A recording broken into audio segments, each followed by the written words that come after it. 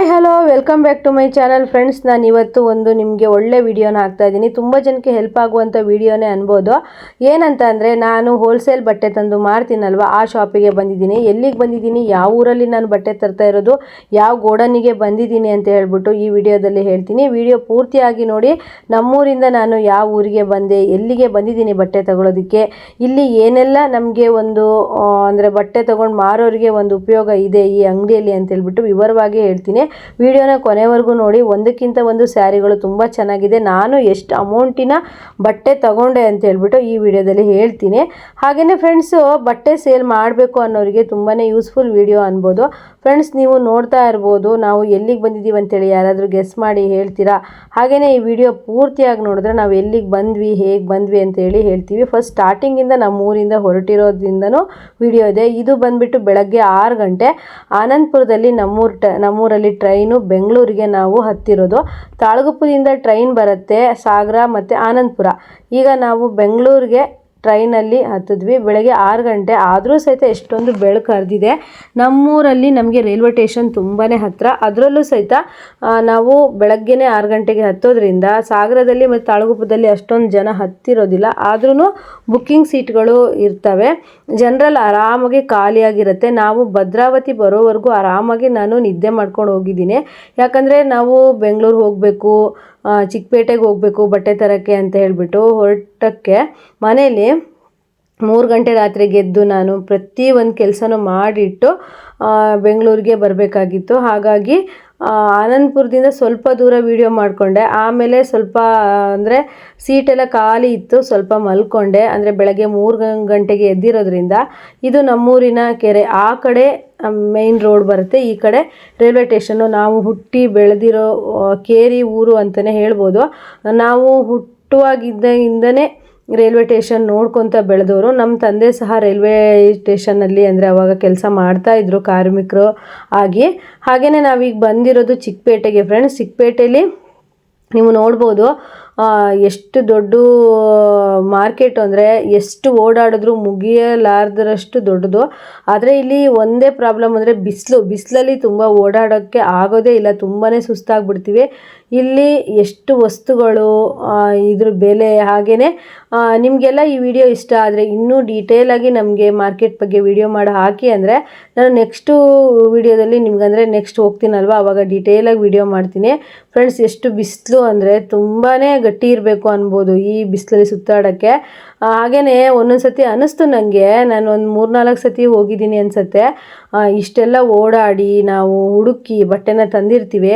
ಆದರೆ ನಮ್ಮ ಮನೇಲಿ ಬಟ್ಟೆ ತಗೊಳ್ತಾರಲ್ವ ಕಸ್ಟಮರ್, ಅವರು ಚೌಕಾಸಿ ಮಾಡೋದು, ಅವ್ರು ಕೇಳೋ ರೇಟು ನೋಡಿಬಿಟ್ಟಾಗ ತುಂಬ ಬೇಜಾರಾಗುತ್ತೆ ಒಂದ್ಸರಿ. ಫ್ರೆಂಡ್ಸ್, ಈ ಅಂಗಡಿಯಲ್ಲಿ ನಿಮಗೆ ತುಂಬ ಚೆನ್ನಾಗಿ ಬಟ್ಟೆನ ಕೊಡ್ತಾರೆ. ನೀವು ಒಂದು 10,000 20,000 ಬಟ್ಟೆ ಒಯ್ದ್ರೂ ಅಕಸ್ಮಾತ್ ನಿಮಗೆ ಒಂದು 5-6 ಪೀಸ್ ಉಳಿತು, ಸ್ಯಾರಿ ಉಳಿತು ಅಂತಂದರೆ ಇವರು ವಾಪಸ್ ತೊಗೊಂಡು ಮತ್ತೆ ನಿಮಗೆ ಸ್ಯಾರಿನ ಕೊಡ್ತಾರೆ, ಬೇರೆ ಹೊಸ ಟ್ರೆಂಡ್ ಸ್ಯಾರಿನ ಕೊಡ್ತಾರೆ. ಹಾಗೆಯೇ ನೀವು ತುಂಬ ನಂಬಿಕೆಯಿಂದ ಇಲ್ಲಿ ವ್ಯವಹಾರ ಮಾಡಿದ್ರೆ ಇನ್ಸ್ಟಾಲ್ಮೆಂಟು ಸಹ ಇದೆ. ಅದರಲ್ಲೂ ಸಹಿತ ನೀವು ನನ್ನ ಚಾನಲ್ ನೇಮ್ ಹೇಳಿದರೆ ಇನ್ನೂ ಸಹ ನಿಮಗೆ ಡಿಸ್ಕೌಂಟ್ ಹಾಕ್ಕೊಡ್ತಾರೆ. ಯಾರಿಗಾದರೂ ಈ ಅಂಗಡಿ ನಂಬರು ಏನಾದರೂ ಬೇಕಿದ್ರೆ ನನ್ನ ಕಾಂಟ್ಯಾಕ್ಟ್ ಅಂದರೆ ನೀವು ಕಮೆಂಟ್ ಮಾಡಿದ್ರೆ ನಾನು ಹಾಕ್ತೀನಿ. ಹಾಗೆಯೇ ಫ್ರೆಂಡ್ಸ್, ನೀವು ನೋಡ್ಬೋದು ತುಂಬ ಚೆನ್ನಾಗಿ ನಮಗೆ ಪ್ರತಿಯೊಂದೂ ಚೆನ್ನಾಗಿ ಹೇಳ್ತಾರೆ. ಅಂದರೆ ಮೇಲೆ ದೊಡ್ಡ ಗೋಡನ್ ಇದೆ, ಬನ್ನಿ ಹೋಗೋಣ ಕರ್ಕೊಂಡು ಹೋಗ್ತೀನಿ ಅಂತೇಳಿ ಕರ್ಕೊಂಡು ಹೋಗಿದ್ರು. ಗೋಡನಿಗೂ ಕರ್ಕೊಂಡು ಹೋಗ್ತಾರೆ, ನಾನು ಅಲ್ಲಿಯೂ ಕರ್ಕೊಂಡು ಹೋಗ್ತೀನಿ. ಹಾಗೆಯೇ ನಾನು ಹೇಳ್ತಾ ಇದ್ದೆ, ನಮ್ಮ ಫಾಲೋವರ್ಸು ಸಬ್ಸ್ಕ್ರೈಬರ್ ತುಂಬ ಜನ ಇದ್ದಾರೆ. ಅದರಲ್ಲೂ ಸಹಿತ ಬಟ್ಟೆ ಸೇಲ್ ಮಾಡೋರು ತುಂಬ ಜನ ಇದ್ದಾರೆ.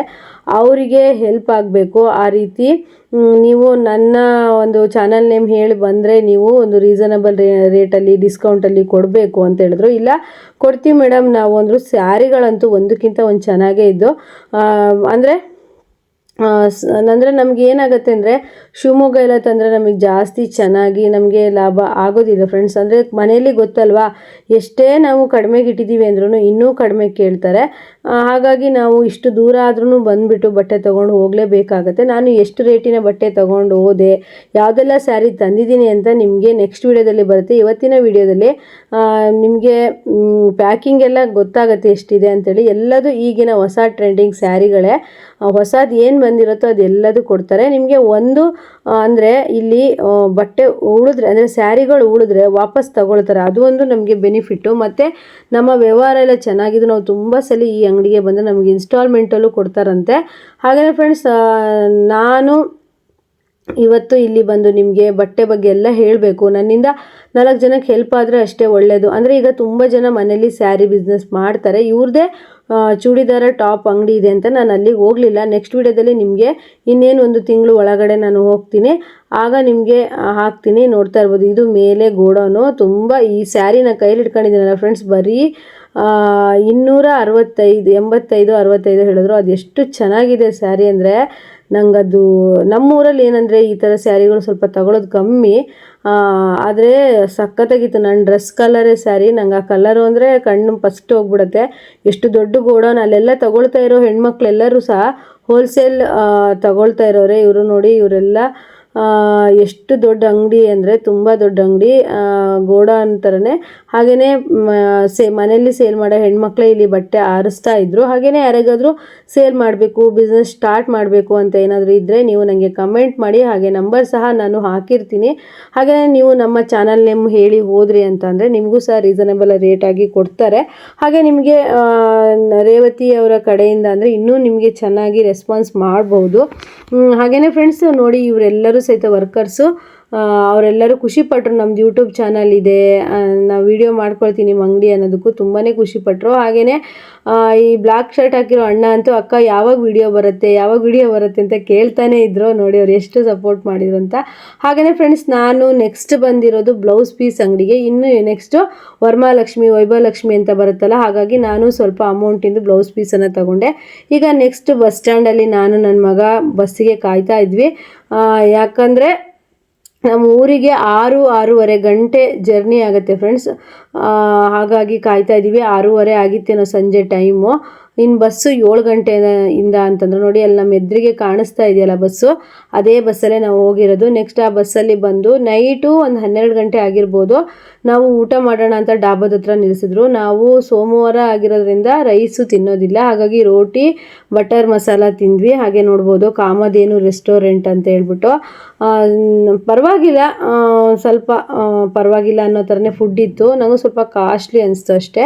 ಹಾಗೆಯೇ ನೆಕ್ಸ್ಟ್ ನಾವು ಬಸ್ಸಿಂದ ನಮ್ಮ ಊರಿಗೆ ಹೊರಟ್ವಿ. ಬೆಳಗಿನ ಜಾವ 3 ಗಂಟೆಗೆ, ಅಂದರೆ ಶಿವಮೊಗ್ಗ ಬರಬೇಕಾದ್ರೆ ನಾವು 3 ಗಂಟೆ ಆಗಿತ್ತು. ಹಾಗೆಯೇ ನೆಕ್ಸ್ಟ್ ಡೇ ಇದು ನಮ್ಮ ಮನೆಯವರು ಡ್ಯೂಟಿ ಮುಗಿಸಿ ಸಾಗರದಿಂದ ಪಾರ್ಸೆಲ್ ಬಂದಿತ್ತು, ನಾನು ಅಂಗಡಿಯಿಂದ ತಂದಿರೋದು, ಅದನ್ನ ತಗೊಂಡು ಬಂದರು. ರಾತ್ರಿ 10:30-11 ಗಂಟೆ ಆಗಿತ್ತು. ಅಂದರೆ ನಾವು ಬೆಂಗಳೂರಿಂದ ಬಂದಿದ್ದು ಮರುದಿನ, ಅಂದರೆ ಅಮಾವಾಸ್ಯೆ ಇತ್ತಲ್ವ ಅವತ್ತು ರಾತ್ರಿ. ನಾನು ಬೆಳಗ್ಗೆ ಎಲ್ಲ ಅಮಾವಾಸ್ಯೆ ಪೂಜೆ ಎಲ್ಲ ಮಾಡಿ ಮನೆಯೆಲ್ಲ ನೀಟಾಗಿ ಕ್ಲೀನ್ ಮಾಡಿ ಇಟ್ಕೊಂಡೆ. ಹಾಗೆ ಲಗೇಜ್ ಸಮೇತ ಬಂತು ಬಟ್ಟೆ. ನೆಕ್ಸ್ಟ್ ಡೇ ಇನ್ನು ಬುಧವಾರ ಪೂಜೆ ಮಾಡಿ ಇನ್ನು ಕಸ್ಟಮರ್ಗೆಲ್ಲ ಕೊಟ್ಟರೆ ಆಯಿತು ಅಂತ ಹೇಳ್ಬಿಟ್ಟು ಇಲ್ಲೇ ಇಟ್ಟಿದ್ದೀನಿ ನೋಡಿ. ಹಾಗೆ ಬಿಲ್ಲೆಲ್ಲ ಹಾಕಬೇಕಲ್ವ, ಹಾಗೆ ಫ್ರೆಂಡ್ಸ್, ಈ ವಿಡಿಯೋ ಯಾರಿಗೆಲ್ಲ ಇಷ್ಟ ಆಯಿತು, ಯೂಸ್ಫುಲ್ ಆಯಿತು ನನಗೆ ಕಮೆಂಟ್ ಮಾಡಿ ಅಂತ ಹೇಳ್ತಾ ನೆಕ್ಸ್ಟ್ ವಿಡಿಯೋದೊಂದಿಗೆ ಮತ್ತೆ ಬರ್ತೀನಿ. ಎಲ್ರಿಗೂ ಬಾಯ್.